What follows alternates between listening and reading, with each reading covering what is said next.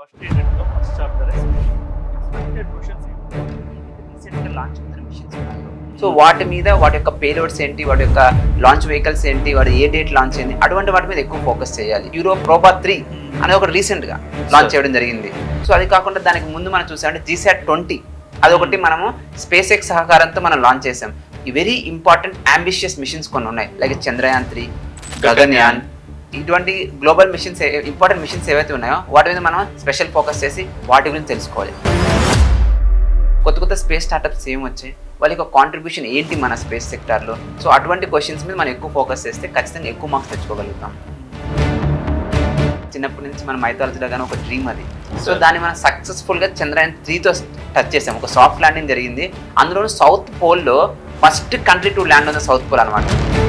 Just ల్యాండింగే కాదు, అక్కడ నుంచి ఒక సాయిల్ శాంపుల్ మనం తీసుకొని రావాలి. మన నాసాని చూసినట్టయితే నాసాని శాసించే స్థితికి ఎలాన్ మస్క్ లాంటి బిజినెస్ మ్యాన్ వెళ్ళాడు. మనది అలాంటి ఏమైనా ఉన్నాయా సార్ ఇక్కడ? ఎందుకంటే స్టార్టప్స్ కూడా చాలా అయ్యాయి. జిల్లా మెకానికల్ గాడ్ జిల్లా అని పిలుస్తున్నాడు ఎలాన్ మస్క్ ముద్దుగా దాన్ని. కరెక్ట్గా అది మన ఎయిర్ క్రాఫ్ట్ ల్యాండ్ అయినట్టు ల్యాండ్ అవుతుంది వాళ్ళ దగ్గరికి. ఈ విధంగా ఎలాన్ మస్క్ చెప్పిందంటే 39 minutesలో ఇండియా నుంచి మనం అమెరికాకి వెళ్ళిపోవచ్చు అంట. ఇది ఒక రికార్డ్, ఎవ్వరు చేయలేదన్నమాట. జీపీఎస్ లేకుండా మనం బతకలేము. అందరూ అర్థం చేసుకో. గూగుల్ మ్యాప్స్ కావచ్చు, కానీ లేకపోతే జొమాటో అవ్వచ్చు, ర్యాపిడో అవ్వచ్చు, దేనికైనా ఒకటి కావాల్సింది మ్యాప్స్.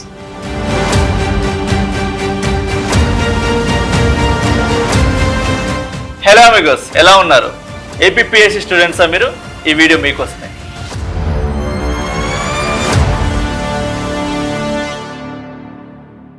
సార్ నమస్తే. నమస్తే అండి. ఎలా ఉన్నారు? బాగున్నాను సార్. ఎలా జరిగింది సార్ మిషన్ సక్సెస్ఫుల్గా? మిషన్ సక్సెస్ నిజంగా సక్సెస్ మనకే కాదు, స్టూడెంట్స్ అందరికీ హైలీ సక్సెస్. వచ్చిన వాళ్ళందరికీ మనం కాంప్రహెన్సివ్ మెటీరియల్ ఇచ్చాము. వాళ్ళైతే ఆ మెటీరియల్ చూసి ఇది చదివితే ఎగ్జామ్లో సరిపోతుందన్న ఫీలింగ్ అందరికీ జనరేట్ అయింది. అదేవిధంగా మనం క్లాస్లో ఆ కరెంట్ అఫైర్స్ చెప్తూ ప్రతి స్టాటిక్ పాయింట్ని డీప్గా డిస్కస్ చేయడం జరిగింది. అంటే ఏ విధంగా అంటే ఎగ్జామ్లో ఇంక ఏ క్వశ్చన్ మిస్ కాకూడదు అనే ఉద్దేశంతో అన్ని క్వశ్చన్స్ మనం కవర్ చేసి వాళ్ళకి కాంప్రహెన్సివ్ ఇన్ఫర్మేషన్ మనం ఇచ్చాము.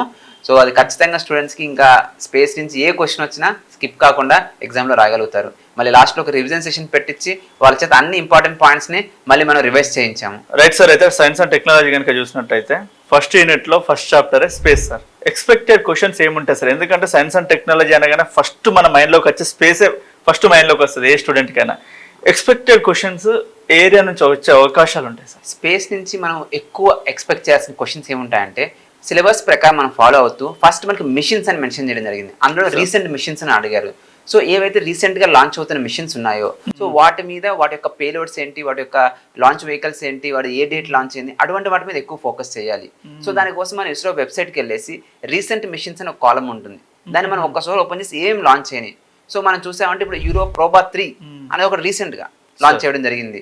సో అది కాకుండా దానికి ముందు మనం చూసామంటే జీసాట్ 20 అదొకటి మనము స్పేస్ ఎక్స్ సహకారంతో మనం లాంచ్ చేసాం. సో ఈ విధంగా రీసెంట్ మిషన్స్ ఏమేమి ఉన్నాయో అవన్నిటిని మనం ఒకటి చూసుకోవాలి. అది ఒకటి. అది కాకుండా మనం చేసే వెరీ ఇంపార్టెంట్ అంబిషియస్ మిషన్స్ కొన్ని ఉన్నాయి, లైక్ చంద్రయాన్ 3, గగన్యాన్, ఇటువంటి గ్లోబల్ మిషన్స్ ఇంపార్టెంట్ మిషన్స్ ఏవైతే ఉన్నాయో వాటి మీద మనం స్పెషల్ ఫోకస్ చేసి వాటి గురించి తెలుసుకోవాలి. అది కాకుండా స్పేస్ అప్లికేషన్స్ అని మెన్షన్ చేశారు. సో ఈ స్పేస్ యూస్ చేసుకుని మనం ఎక్కడెక్కడ అప్లై చేస్తున్నాం. సపోజ్ నాబ్ మిత్ర అని ఉందన్నమాట. సో ఇటువంటి లేదా ఫిషర్మెన్కి వాడుకోవడానికి ఇటువంటి ఏమి ఉన్నాయో అటువంటి అప్లికేషన్స్ అనేది మనం స్పెషల్ ఫోకస్ చేయాలి. ఇవి కాకుండా లాస్ట్ ఏంటంటే ఇప్పుడు ప్రెసెంట్ ట్రెండ్ వచ్చి ప్రైవేట్ పార్టిసిపేషన్ ఇన్ స్పేస్ ఎక్కువైపోతుంది. సో ఈ ప్రైవేట్ పార్టిసిపేషన్కి స్పేస్ సంబంధించి కొత్త కొత్త స్పేస్ స్టార్టప్స్ ఏమి వచ్చాయి, వాళ్ళ యొక్క కాంట్రిబ్యూషన్ ఏంటి మన స్పేస్ సెక్టార్లో. సో అటువంటి క్వశ్చన్స్ మీద మనం ఎక్కువ ఫోకస్ చేస్తే ఖచ్చితంగా ఎక్కువ మార్క్స్ తెచ్చుకోగలుగుతాం. సార్ ఇప్పుడు మిషన్స్ అన్నారు కాబట్టి చంద్రయాన్ సైడ్ వద్దాం సార్. చంద్రయాన్ 1, చంద్రయాన్ 2. చంద్రయాన్ 2 ఫెయిల్ అయింది అనుకోండి, చంద్రయాన్ 1 అండ్ డైరెక్ట్గా చంద్రయాన్ 3కి వెళ్తే ఆ మిషన్కి ఈ మిషన్కి మధ్యలో వేరియేషన్స్. ఇప్పుడు చంద్రయాన్ 1 అనేది జస్ట్ చుట్టూ చక్కర్లు కొట్టి వచ్చేసింది. అవునవును. చంద్రయాన్ 1 అనేది కంప్లీట్గా ఆర్బిట్లో ఉంది. చంద్రయాన్ 2 వచ్చేసి ల్యాండ్ అయిపోయింది మూన్ పైన. చంద్రయాన్ 4 ఎలా ఉండబోతుంది? ఫస్ట్ చంద్రయాన్ అనేది మన ఎప్పటి నుంచో చంద్రుడు అంటే చంద్రుని చూడాలి, చంద్రుని తాకాలనేది ఎప్పటి నుంచో మన చిన్నప్పటి నుంచి మన మైథాలజీలో కానీ ఒక డ్రీమ్ అది. సో దాన్ని మనం సక్సెస్ఫుల్గా చంద్రయాన్ 3తో టచ్ చేసాం. ఒక సాఫ్ట్ ల్యాండింగ్ జరిగింది. అందులో సౌత్ పోల్లో first country to land on the south pole అనమాట. మిగతా కంట్రీస్ అని వేరే పార్ట్స్లో ల్యాండ్ అయింది. ఈక్వేటర్, చంద్రయాన్ యొక్క ఈక్వేటర్లో అక్కడ ల్యాండ్ అయినాయి, మూన్ యొక్క ఈక్వేటర్లో. బట్ మనం మాత్రం సక్సెస్ఫుల్గా సౌత్ పోల్ లాంచ్ చేసాం. అది మనకి రికార్డ్ యాక్చువల్లీ. అది మన సైన్స్ అండ్ టెక్నాలజీ ఇన్నోవేషన్స్లో రికార్డ్. అది కూడా లో కాస్ట్తో చేసాం. సో ఆ సక్సెస్ని మనం యూజ్ చేసుకొని ఇప్పుడు నెక్స్ట్ స్టెప్ కింద చంద్రయాన్ 4 లాంచ్ చేస్తున్నారు.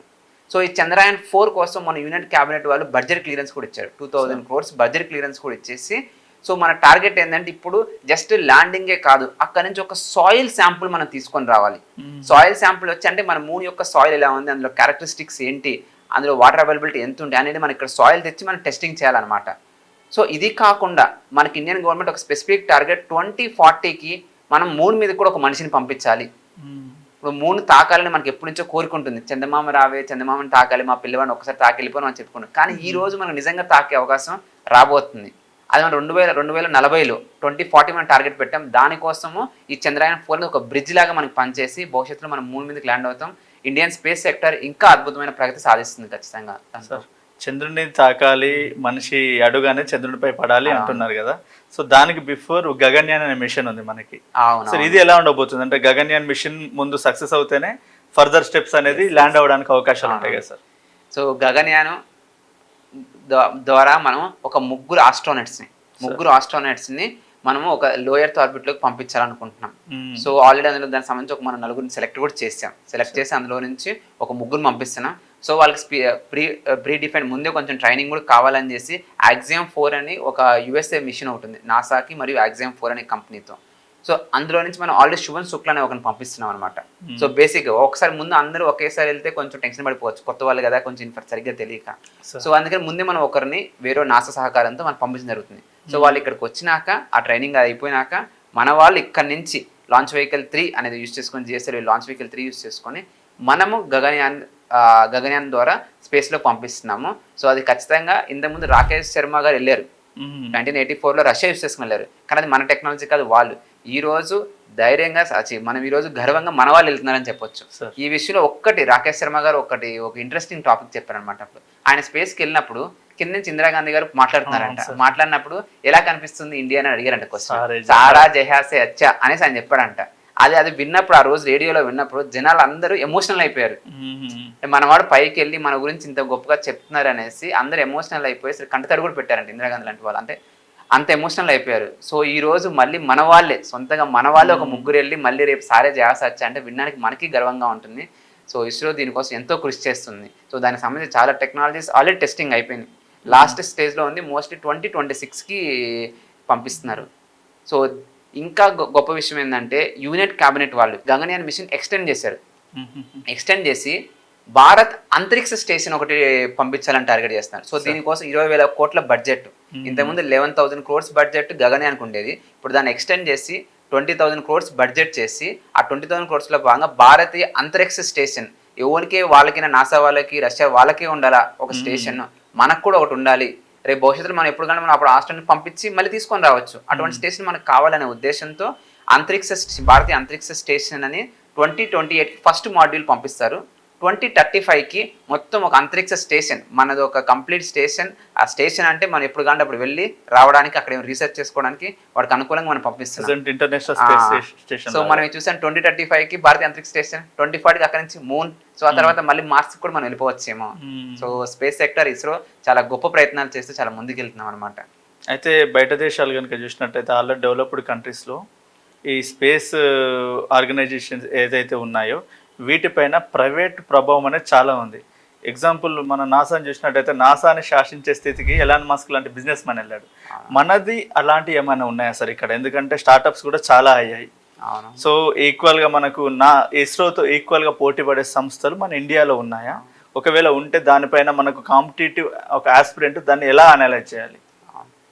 ఈ విషయంలో మీరు మంచి క్వశ్చన్. దీనికి సంబంధించి ఎలాన్ మస్క్ ఒక పాయింట్ చెప్దాం అనుకుంటున్నాను. ఎలాన్ మస్క్ ఎంత దూరం వెళ్ళాడు స్పేస్లో అని చెప్పడానికి ఒక విషయం చెప్పాలనుకుంటున్నాను. సో మీరు అన్నట్టు నాసాని ఇప్పుడు డిపెండ్ అయింది ఎలాన్ మస్క్ మీద, పెద్ద శాటిలైట్స్ వాటి పంపించడానికి ఎలాన్ మస్క్ వాడుతున్నాడు. అది కాకుండా ఈరోజు మనం ఇక్కడ నుంచి ఒక లాస్ ఏంజల్స్ కానీ వాషింగ్టన్కి వెళ్ళాలంటే 18-19 hours పడుతుంది అనమాట. స్పేస్ ఎక్స్ వాళ్ళు ఒక కొత్త టెక్నాలజీ డిజైన్ చేశారు. ఆల్రెడీ వాళ్ళ దగ్గర రియూజబుల్ శాటిలైట్ ఉంది, దాన్ని వాడుకొని మెకానికల్ గాడ్జిల్లా అని పిలుస్తున్నాడు ఎలాన్ మస్క్ ముద్దుగా దాన్ని, మెకాజిల్లా. దీంట్లో భాగంగా ఏంటంటే మనం రాకెట్లోనే సపోజ్ మన శ్రీహరికోట నుంచి మనం రాకెట్లో ఎక్కుతాము, ఆ రాకెట్ అలా స్పేస్లోకి వెళ్ళి అక్కడి నుంచి వాళ్ళ దగ్గర అయితే ఏదైతే స్పేస్ లాంచింగ్ ప్యాడ్ ఉంటుందో, సపోజ్ వాళ్ళు ఎక్కడైనా శాన్ ఫ్రాన్సిస్కోలో ఎక్కడ పెట్టుకుంటే కరెక్ట్గా అది మన ఎయిర్ క్రాఫ్ట్ ల్యాండ్ అయినట్టు ల్యాండ్ అవుతుంది వాళ్ళ దగ్గరికి. దానికి మెకాజిల్లా అనే టెక్నాలజీతో ఆ కిందకు వస్తున్న రాకెట్ని వాళ్ళు హోల్డ్ చేసుకుంటారు. సో మనం ఇక్కడ ఎక్కితే రాకెట్ స్పేస్లోకి వెళ్ళి మళ్ళీ అక్కడి నుంచి మళ్ళీ దిగి కిందకి వచ్చి శాన్ ఫ్రాన్సిస్కో వాళ్ళైతే లాంచ్ ప్యాడ్ పెట్టుకున్నారో అక్కడికి వచ్చినా కరెక్ట్గా గాల్లోనే దాన్ని పట్టేసుకుంటుంది. మనం అందులో నుంచి బయట దిగేసి వచ్చేయచ్చు అనమాట. ఈ విధంగా ఎలాన్ మస్క్ చెప్పిందంటే 39 minutesలో ఇండియా నుంచి మనం అమెరికాకి వెళ్ళిపోవచ్చు అంట. ఇది ఒక రికార్డ్, ఎవ్వరు చేయలేదంటే. అంటే మనం ఇన్ని రోజులు ఒకప్పుడు ఎయిర్ క్రాఫ్ట్ వచ్చినప్పుడు ఏదో పెద్ద విచిత్రంగా ఫీల్ అయ్యారు, 17 గంటలు అమెరికాకి వెళ్ళిపోతాం అనేసి. ఇంకొన్ని రోజులు గంటకి వెళ్ళిపోతాం మనం అమెరికాకి. అంత అద్భుతమైన ప్రగతి సాధించాడు. సో అదే ప్రగతి మనం కూడా తీసుకొని రావాలనే ఉద్దేశంతో ఇండియన్ గవర్నమెంట్ కూడా ఆల్రెడీ మనకున్న ఇస్రో మీద ఒత్తిడి ఎక్కువైపోతుంది. ఎంత రీసెర్చ్ వాళ్ళే చేస్తారు, ఇప్పుడు మ్యానుఫ్యాక్చరింగ్ వాళ్ళే చేస్తారు, ఇవన్నీ మ్యానుఫ్యాక్చరింగ్ ఇండస్ట్రీస్ చేయాలి. ఇస్రో యొక్క రోల్ రీసెర్చ్ పరిమితం అవ్వాలి.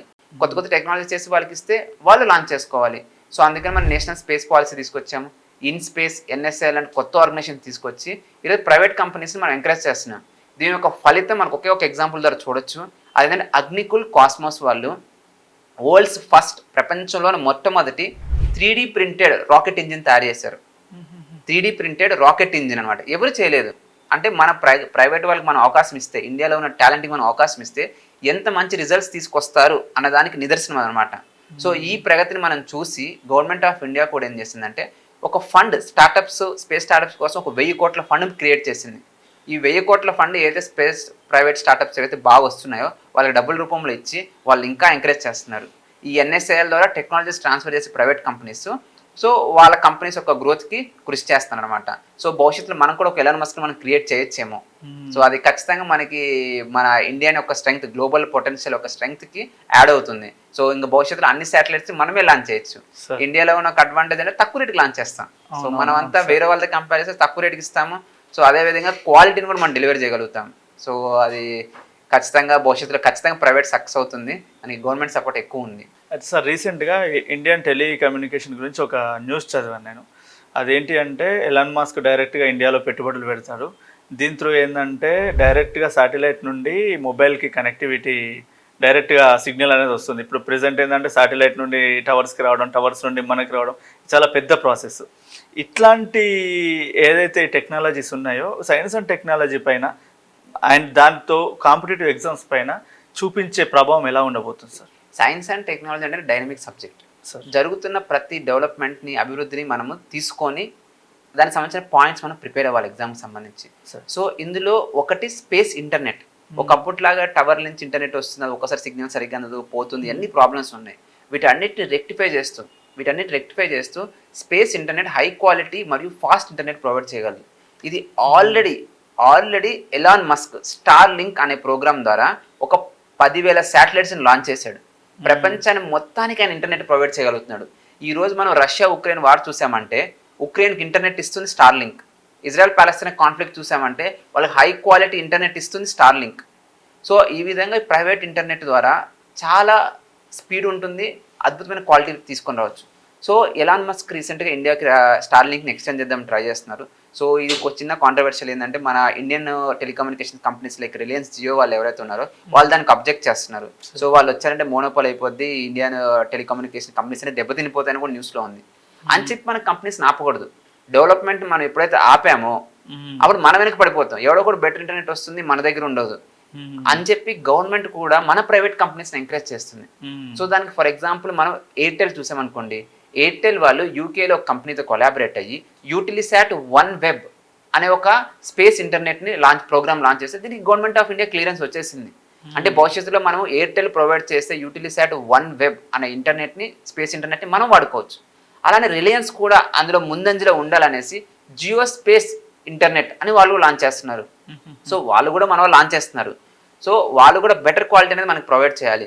సో అప్పుడు ఏంటంటే మనకి ఇంటర్నెట్ ఇష్యూస్ ఏవైతే ఉన్నాయో, చాలా సిగ్నల్ రాకపోవడం, అందరూ ఇబ్బంది పడతారు, డౌన్లోడ్ అవ్వట్లేదు వీడియో, లేదా మెసేజ్ వెళ్ళట్లేదు, ఫోన్ కాల్, వాట్సాప్ రీకనెక్టింగ్ అని వస్తుంది, ఇవన్నీ ప్రాబ్లమ్స్ క్లియర్ అవుతాయి. ట్రైబల్ ఏరియాస్ లేదా చుట్టూ కొండ ప్రాంతాల్లో ఉండే వాళ్ళకి కూడా క్వాలిటీ ఇంటర్నెట్ అనేది మనం ఇస్తాము. సో అది భవిష్యత్తులో ఒక పెద్ద రెవల్యూషన్గా మారిపోతుంది అనమాట ఇంటర్నెట్. సార్ నేను రీసెంట్గా ట్రావెల్ చేశాను మా ఫ్రెండ్తో. ఒక కార్లో అందులో జీపీఎస్ బదులుగా నావిక్ అనే సిస్టాన్ని చూసాను నేను. సార్ ఏంటి సార్ వేరియేషన్ అంటే నాకు అప్పటి వరకు తెలియదు జీపీఎస్ ప్లేస్లో నావిక్ అనేది ఉంది, సేమ్ నావిగేషన్స్ కోసం దీన్ని కూడా యూజ్ చేస్తారన్నది నాకు అప్పటి వరకు తెలియదు. సో అడిగితే చెప్పాడు ఇది మన ఇండియాదే, ఇండియన్ టెక్నాలజీ, అన్ని వెహికల్స్లో కూడా లేదు, అన్ని వెహికల్స్లో కూడా దాదాపుగా జీపీఎస్ వాడుతున్నారు, ఈ వెహికల్లో మాత్రం నావిక్ అనేది ఉంది.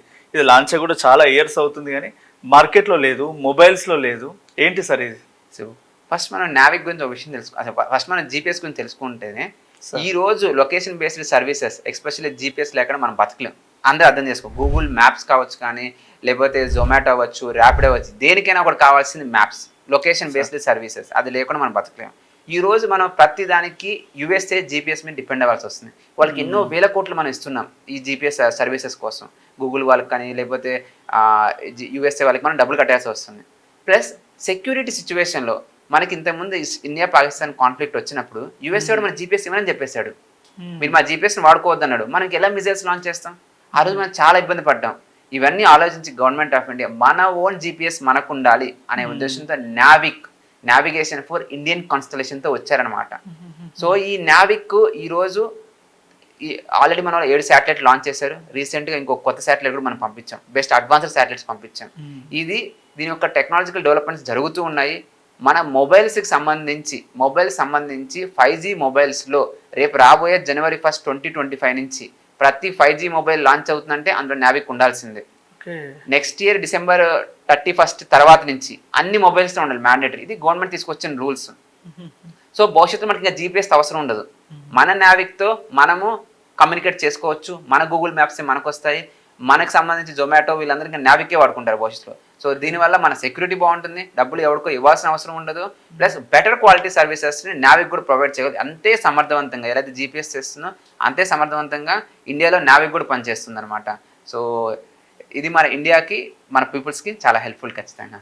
Thank you sir, thank you so much. చాలా మంచి కంటెంట్.